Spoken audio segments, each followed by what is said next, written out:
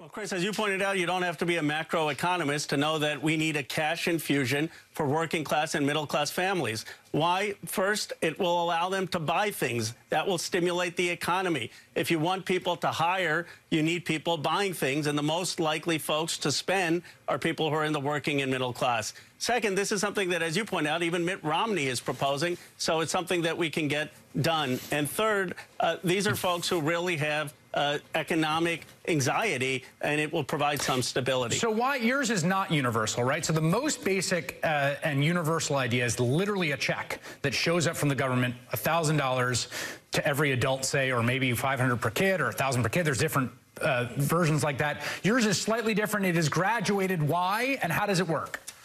It goes up to $100,000. People get the check right away. You can get between $1,000 and $6,000. But look, if Mitt Romney wants to do a $1,000 check right away that's universal, let's get that out immediately. The problem with his is that we need to extend it. At one time is not going to be enough. But let's just get something out that gets money into the pockets of folks to spend it. I mean, Amazon is talking about hiring 100,000 people. That will barely offset the dramatic losses where you have so many hiring freezes. Imagine if more people had money in their pockets where they can go more to grocery stores, order more things online. That will at least mitigate the risks of massive unemployment. We should note there's some precedent here that Hong Kong's government approved a one-time cash handout of just over $1,200 to each resident over 18 amidst their battles of coronavirus.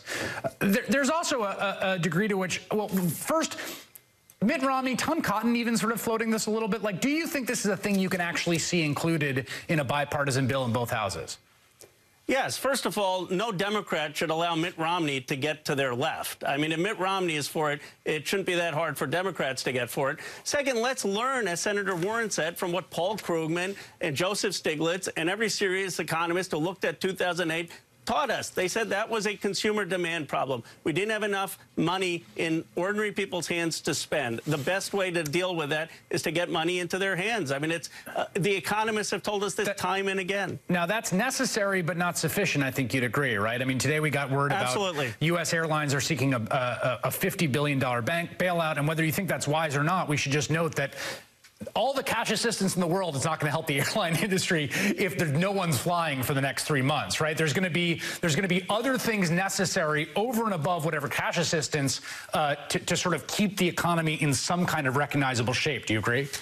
Absolutely. Let me float very briefly 3 other quick ideas. In Britain, they are getting auto plants converted into making medical supplies, respirators, and protective gear. Why can't we do that here? If we're in a wartime footing, why don't we have industry helping produce the things we actually need? Second, why don't we have incentives if companies are allowing people to go part-time to make sure they aren't being laid off? Germany did that and had great results not having high unemployment in the Great Recession. Third, why don't we pay a 50% bonus to medical workers, essential public servants, and others who we need working, grocery store clerks, so that they have an incentive to come to work? So there are a lot of ideas. They're common sense ideas. There are plenty of people who have them.